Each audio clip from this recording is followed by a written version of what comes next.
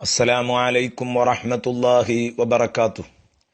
ഖുർആൻ പ്രഭാതം 27. അൽഹംദുലില്ലാഹി റബ്ബിൽ ആലമീൻ വസ്സലാത്തു വസ്സലാമു അലാ സയ്യിദിൽ മുർസലീൻ വഅലാ ആലിഹി വസ്വഹ്ബിഹി അജ്മഈൻ. ബിസ്മില്ലാഹിർ റഹ്മാനിർ റഹീം. തബ്ബത് യദാ അബീ ലഹബിൻ വതബ്ബ് മാ അഗ്നാ അൻഹു മാലുഹു വമാ കസബ് സയസ്ലാ നാറൻ ذات ലഹബ് വംറഅതുഹു ഹമ്മാലത്തൽ ഹത്വബ് ഫീ ജിദിഹാ ഹബ്ലും മിൻ മസദ്. സ്വദഖല്ലാഹു മൗലാനൽ അദീം. പ്രിയപ്പെട്ട കൂട്ടുകാരെ, ഇന്ന് നാം സംസാരിക്കുന്നത് സൂറത്തുൽ മസദിനെ കുറിച്ചാണ്. ഇൻഷാ അല്ലാഹ് അതിന്റെ പശ്ചാത്തലവും നേർക്കുനേറുള്ള ഒരു അർത്ഥതലവും ഇന്ന് കേൾക്കാം. വ്യാഖ്യാനത്തിലേക്ക് നമുക്ക് നാളെ കടക്കാം.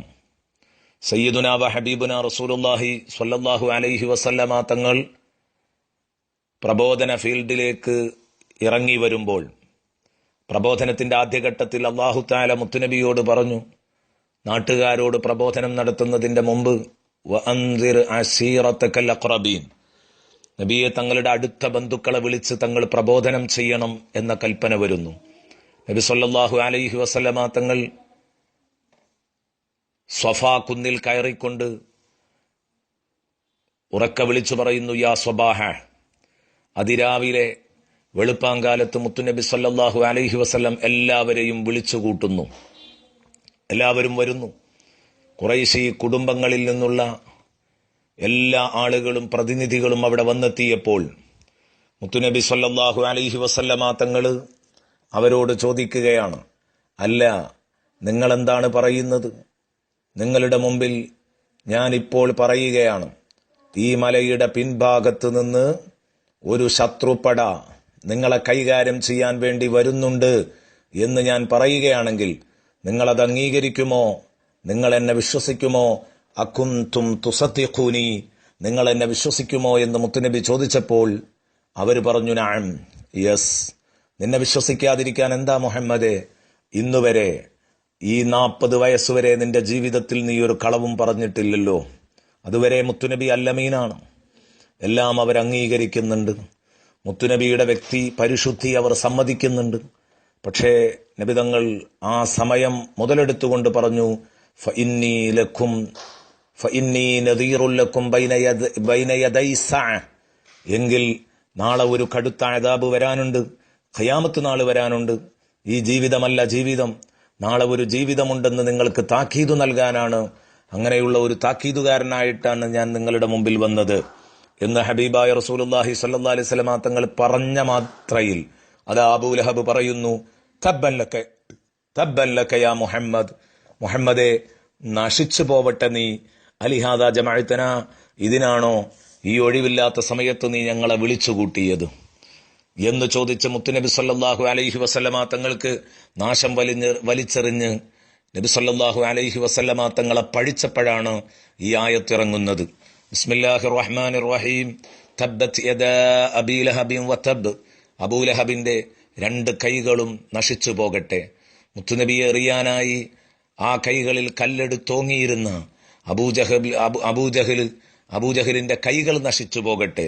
ഒരു മനുഷ്യന്റെ എല്ലാ സ്വാധീനങ്ങളും നടക്കുന്നത് അവന്റെ കൈകൊണ്ടാണ്.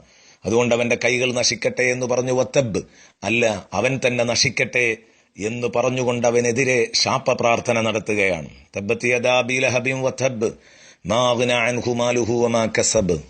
അതെ, ഞാൻ പറയുന്ന ഈ കടുത്ത നാശം അവന് വരുമ്പോൾ അവൻ സമ്പാദിച്ചുണ്ടാക്കിയ സമ്പത്തോ അവൻ അധ്വാനിച്ചുണ്ടാക്കിയ മക്കളോ അവന് ഉപകരിക്കില്ല.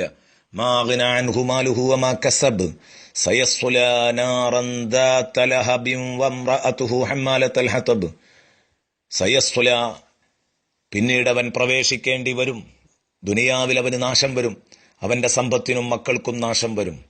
അത് കഴിഞ്ഞിട്ട് സയസ്ലാ, ശേഷം അവൻ പ്രവേശിക്കേണ്ടി വരും. അവൻ പ്രവേശിക്കുക തന്നെ ചെയ്യും.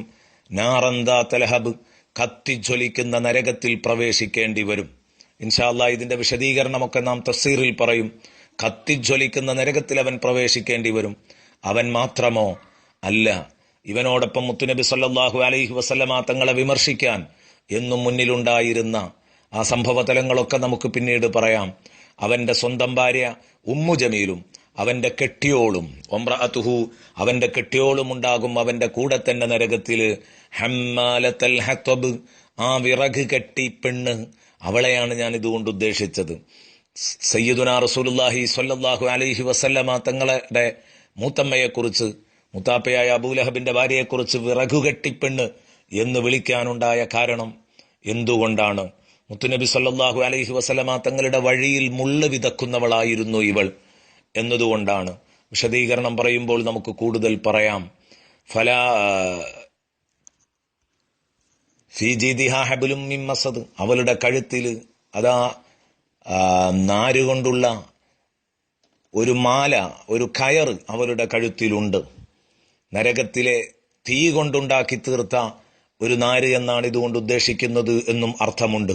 സ്വന്തം കഴുത്തിലെ ആ മാല പൊക്കിപ്പിടിച്ച് മുഹമ്മദിനെ കൊല്ലാൻ ആരെങ്കിലും പ്ലാൻ ചെയ്യുന്നുണ്ടെങ്കിൽ, ആ ഗൂഢാലോചന ആരെങ്കിലും നടത്തുന്നുണ്ടെങ്കിൽ അതിലേക്ക് എന്റെ മാല സംഭാവനയാണ് എന്നുറക്കെ പറഞ്ഞ പെണ്ണായിരുന്നു. അതിനു പകരം നാളെ അള്ളാഹു നരകത്തിൽ നിന്ന് അവൾക്കൊരു മാല കൊടുക്കും എന്നാണ് ഇവിടെ പറഞ്ഞത്. ഫീ ജീദിഹാ ഹബ്ലും മിൻ മസദ്. മുത്തുനബി സല്ലല്ലാഹു അലൈഹി വസല്ലമ തങ്ങളെ വിമർശിക്കുന്ന അബൂലഹബുമാരും ഉമ്മു ജമീലുമാരും ഇന്നും സഹോദര സഹോദരിമാരുടെ കൂട്ടത്തിൽ പലപ്പോഴും ഉണ്ട്. അള്ളാഹു തആല നമ്മെ കാക്കട്ടെ. അന്ന് മാത്രമല്ല അബൂലഹബുള്ളത്, അന്ന് മാത്രമല്ല ഉമ്മു ജമീലുണ്ടത്.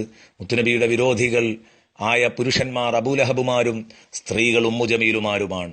അള്ളാഹു അത്തരം കെട്ട വർഗത്തിൽ നിന്ന് നമ്മെ കാക്കട്ടെ എന്ന് പ്രാർത്ഥിച്ചുകൊണ്ട് വിശദീകരണം ഇൻഷാ അല്ലാഹ് ഓരോ ആയത്തുകളുടെയും തഫ്സീറിലൂടെ നമുക്ക് അടുത്ത ക്ലാസ്സിൽ പറയാം.